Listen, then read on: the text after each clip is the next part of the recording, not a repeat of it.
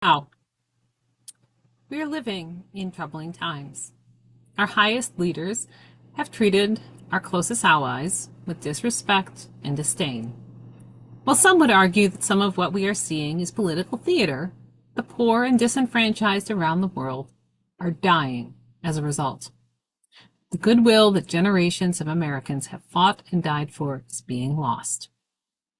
International aid that served to stop epidemics before they spread to our shores, built goodwill that decreased the influence of terrorists and enemy nations, and kept millions of the most vulnerable alive, is being cut off. Government departments, including the National Park Service, the Veterans Administration, the Environmental Protection Agency, the Department of Labor, the Justice Department, the Social Security Administration, and others are being cut with little thought to the impact of these cuts on most Americans. It is easy to become caught up in despair, especially when our Christian identity is used to justify these policies. But our liturgical tradition offers us hope in times of greatest darkness. Our ancestors in faith have faced torture, abuse, and death for their faith, and yet they persevered so that we exist today. Their way of perseverance are recorded in our Holy Scriptures.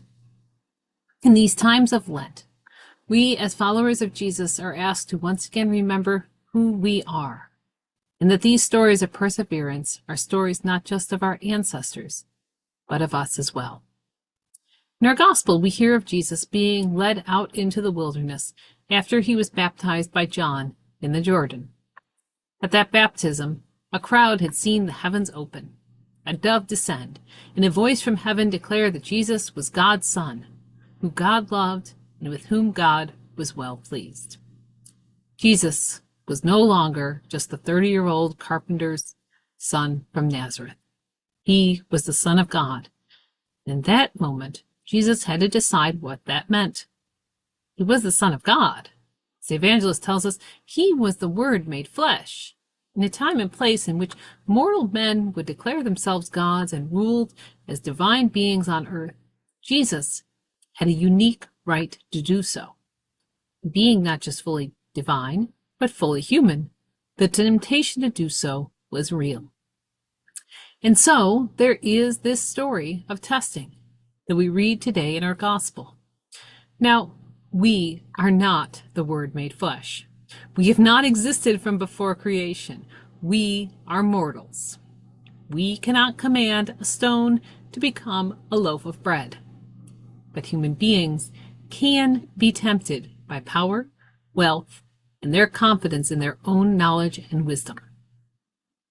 Power, wealth, knowledge, and wisdom are not in and of themselves evils. In fact, they can all be used for great good in service to one another and to God. But when they are used in a purely self-serving way and not in humility, they can lead to darkness. And we can be tempted to use them in this way. As the gospel warns us, even by those who quote the scriptures to justify hubris and self-serving acts. Whatever power, wealth, knowledge, and wisdom we possess must be used in service to one another. We are called upon to always remember, as our first reading reminds us, that we are descended from starving refugees. A wandering Aramean was my ancestor. He went down into Egypt and lived there as an alien. And we are called upon to see all those who live among us as our kin. Together with the Levites and the aliens who reside among you, shall celebrate.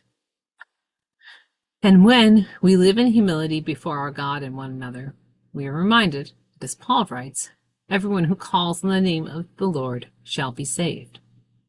And so, as we follow Jesus into the wilderness this Lent, we are called upon to remember who we are, to not be led astray by false prophets, and to live into our hope in the one God to save us, while we continue to strive to bring his kingdom to earth as it is in heaven. Amen.